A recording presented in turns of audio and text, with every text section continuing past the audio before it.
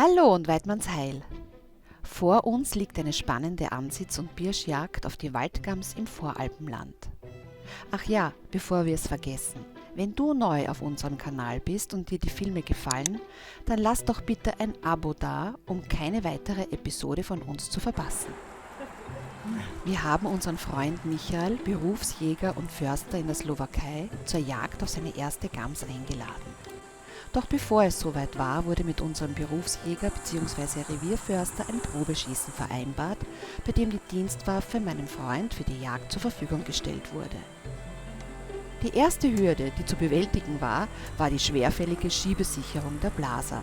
Geschafft. Und so fiel der erste, zweite, The first is here and the second is here.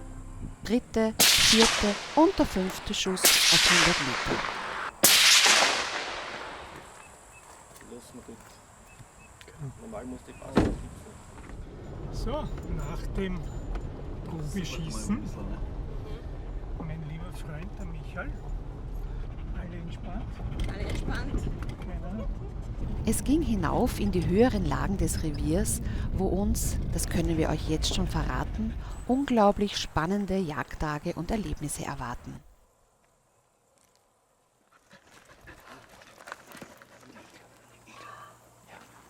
Das erste Highlight war ein Adlerhorst, auf den uns unser Berufsjäger aufmerksam machte.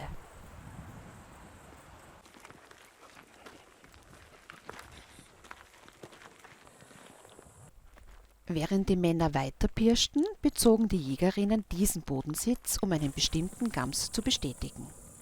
Ich bin schon gespannt, was wir sehen.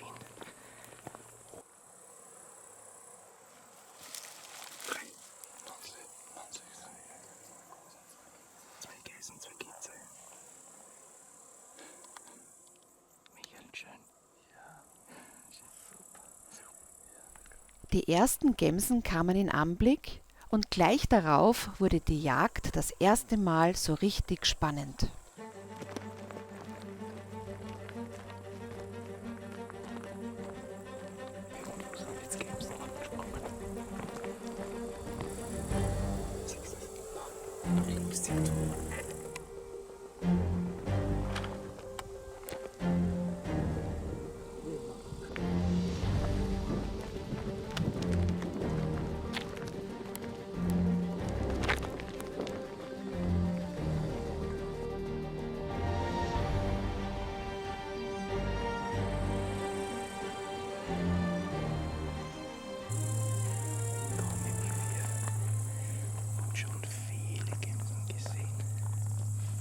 Unser erster Ansitzplatz war in Sicht und aus vorangegangenen Jagden bestens bekannt.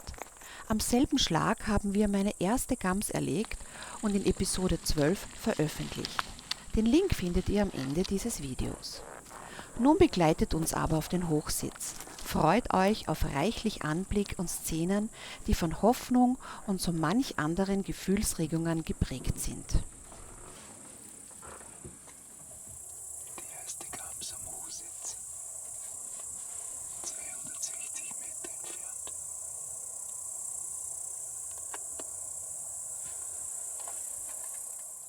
Noch eine Gams. Der Bogen.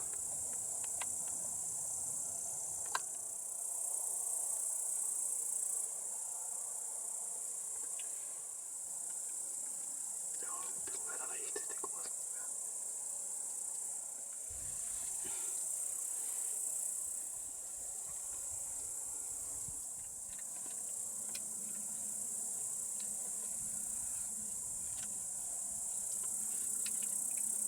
Da oben kommt schon was. Krieg's wieder. Bisschen unter dem Boden. Ah, da ist auch nichts zum Schießen. Die sind alle in der Preisklasse 5, 6 Jahre. Okay. Die zwei unten sind relativ gut, der ganz oben ist nicht so besonders.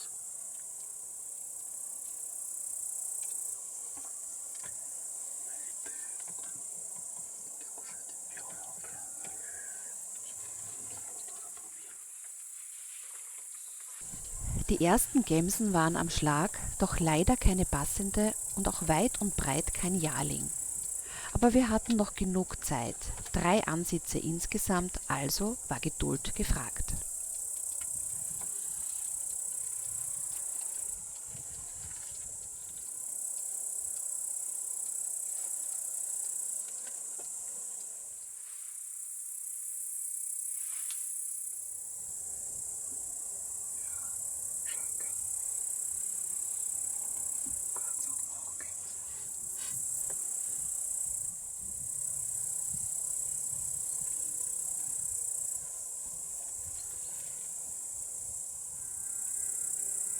Der war oben schon wieder rein, da.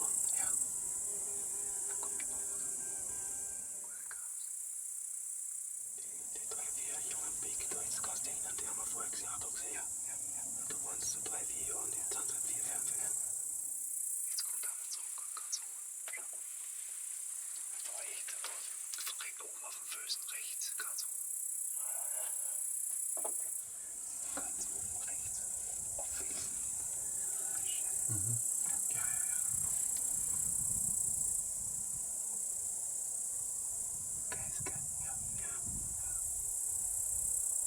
Da links ist der Bock. Links ist Bock, ja, genau. Links am Turm ist Bock. Jetzt schaut aber zu uns oben. Der schaut zu uns.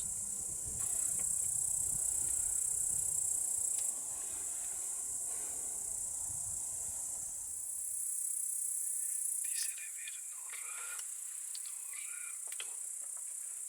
Jagen. Ja, so drei. Dann warte ein bisschen, wie es rauskommt. Ich muss schauen. Ich glaube, das war, ich glaube, auch eher schlechter. Aber das ist gar nicht, das musst du sagen. Ja, wir können ja mit anderen aus. Was? Wir können ja mit anderen aus. Aber ich sag, das muss wieder wirklich passen.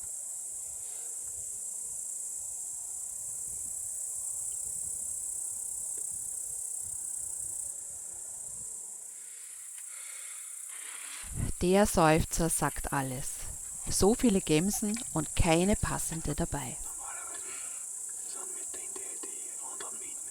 Ja.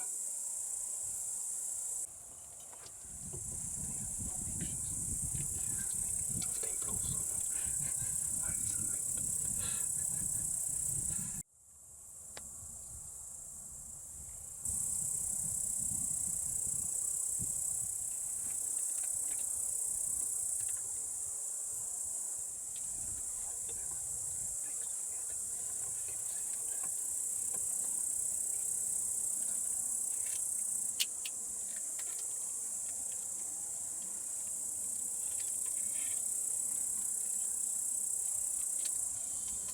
Das ist ein guter Buch. Das stimmt, was?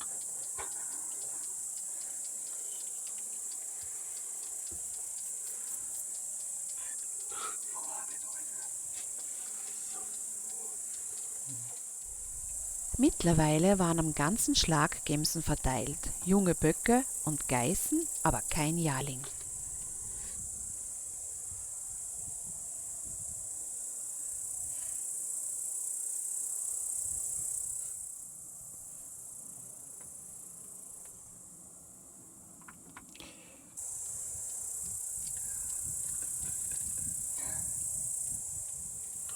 Was da von rechts angezogen ist, der.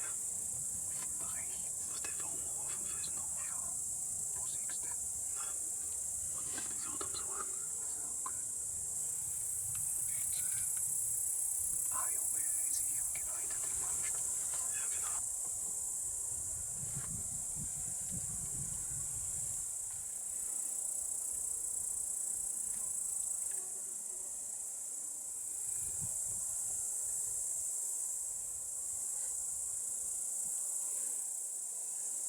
Das ist aber besser, nimmt den anderen auch.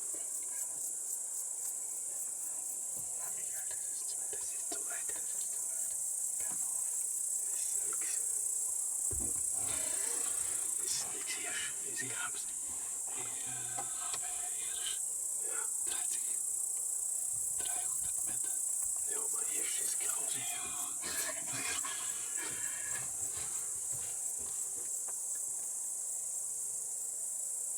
Du hast gehört, aber den da drüben schießt. Und den musst du umstellen. Den getaxt oder noch. Okay. Die Diskussion über Entfernung und Größenvergleich zum Rotwild und die daraus resultierende Verweigerung der Schussfreigabe hinterließen bei unserem Freund in seiner Gefühlswelt sichtlich Spuren.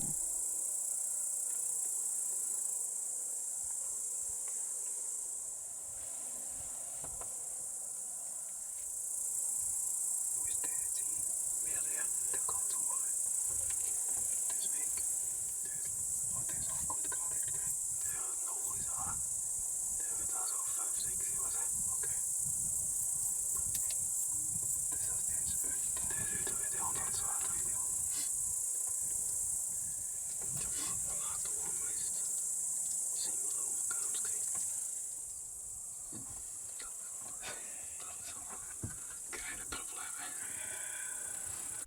Trotzdem weite Schüsse für unseren Freund kein Problem darstellen würde, wurde weiterhin keine Schussfreigabe erteilt.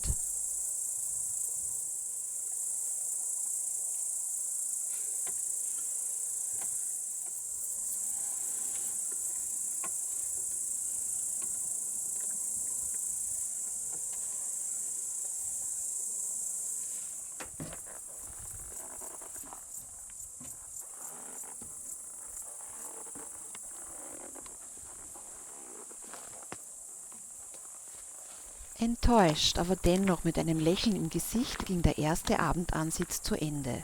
Was wir noch nicht wissen konnten, der kommende Tag sollte weitere, viele spannende Jagdmomente bieten. Der nächste Morgen startete wieder in voller Erwartung. Diesmal ging es zuerst auf eine geräumige Kanzel, wo gut 4 Jäger auf einer geteilten Sitzbank Platz hatten, wobei der Berghang hinauf die einen und den Berghang ins Tal die anderen im Auge hatten. Aus der hinteren Reihe war es fast unmöglich, den Schlag hinauf einzusehen, nur wenn man sich auf den Boden setzte.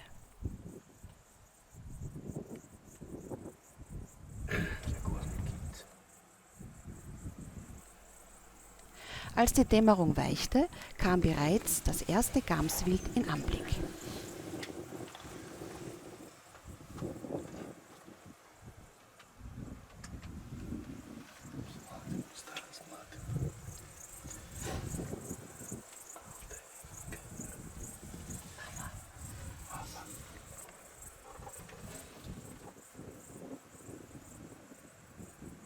Komm mal wieder.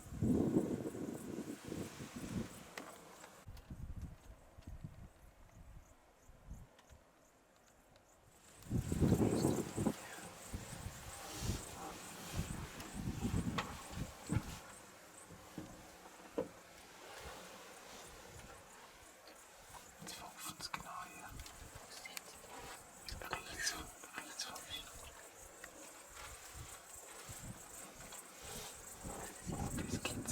Das Kitzel geht voran.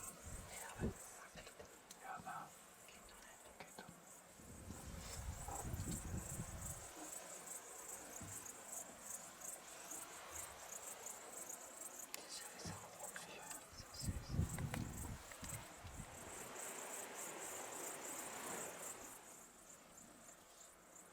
Nach der ersten Geiß mit ihrem Kitz kam wieder eine Gams aus dem Graben heraufgezogen, die kraftvoll und scheinbar völlig mühelos über die steile Forststraßenböschung bergauf zog. Gleich hinterher kam ein junger Gamsbock, der aber ebenso nicht schussbar war. Daher hieß es weiter geduldig sein, wie es eben so ist bei der Jagd. Dann habe ich den Bock gefilmt, weil. Nein, das ist gerade ein Spruch. Okay. Alter Schwede. Was ist da mal? Links ist ganz mit Kitz und rechts ist Akkus.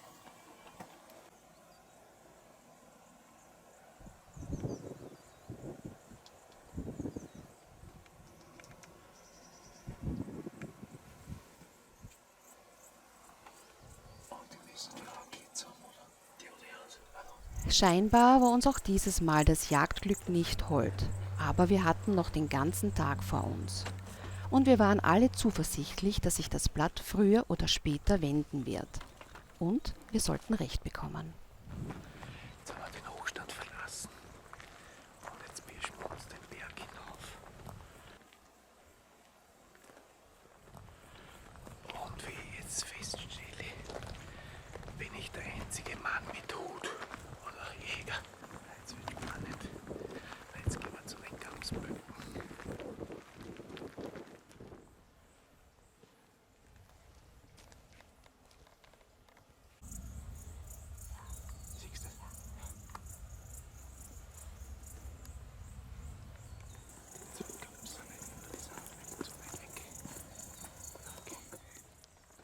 Die Morgenpirsch war vorbei und für Nachmittag war Regen angesagt, weshalb wir uns für eine zusätzliche Mittagspirsch entschieden.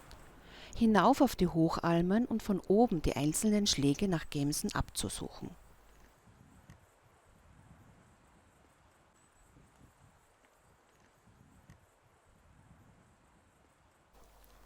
Auf schmalen Birschsteigen ging es nun steil bergab zu den Schlägen. Und gleich wurde es richtig spannend und nicht das einzige Mal bei dieser Pirsch.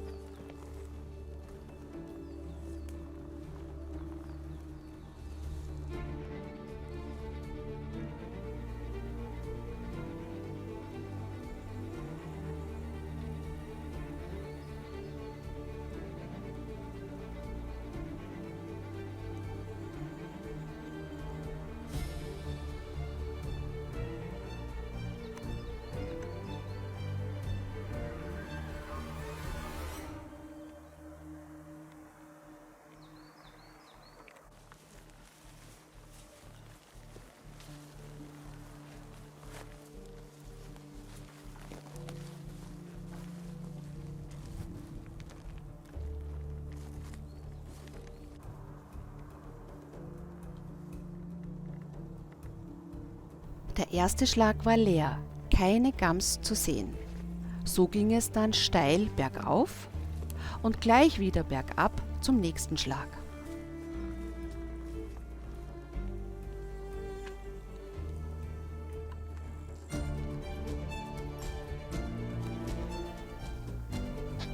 Plötzlich wieder eine Gams. Unser Freund war bereits im Anschlag, die Gams stand vor der Fichte auf dem Felsvorsprung. Das Handzeichen unseres Birschführers war klar. Wieder kein passendes Stück und daher keine Freigabe.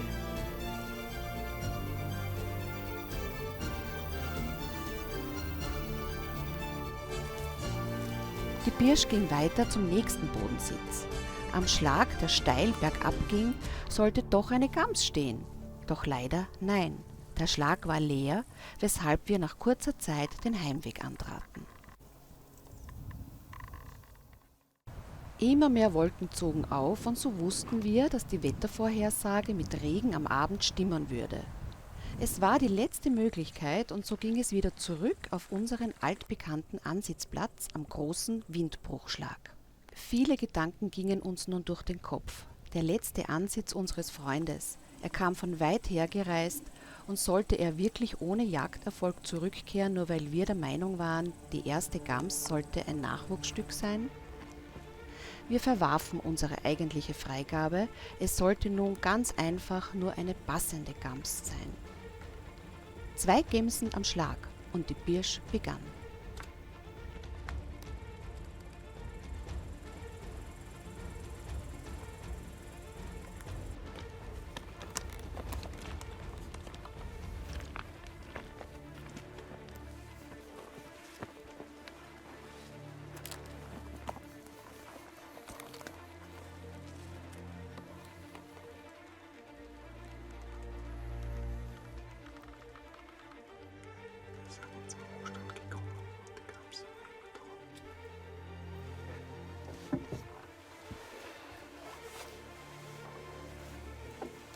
Wieder war die Entfernung wie am Vortag weit, sehr weit sogar.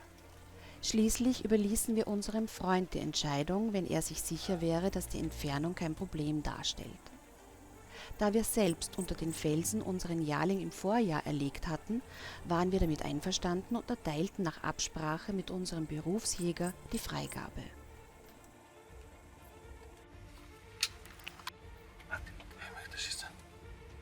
Ja, ja, vor linke, links, ja, links. Okay.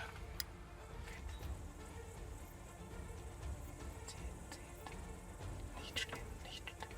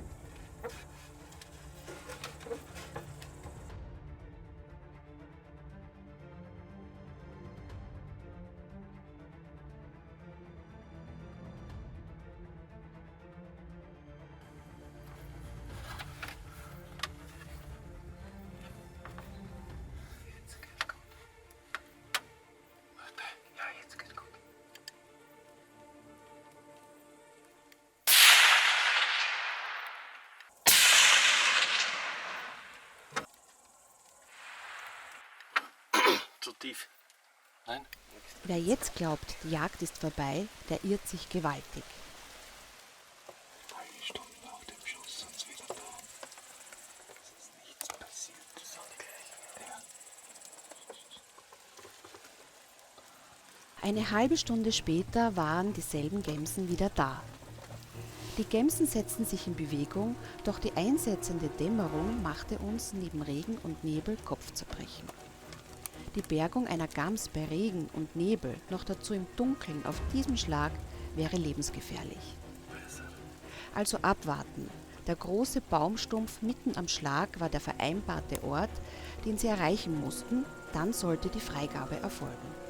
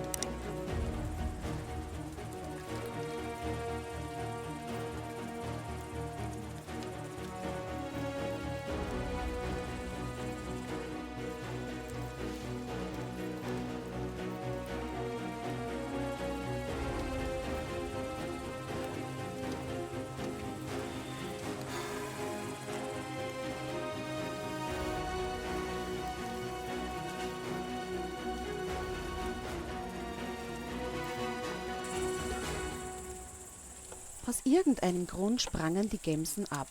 Wenige Meter nur näher und es hätte geklappt. Doch so ist die Jagd. Immer für Überraschungen gut.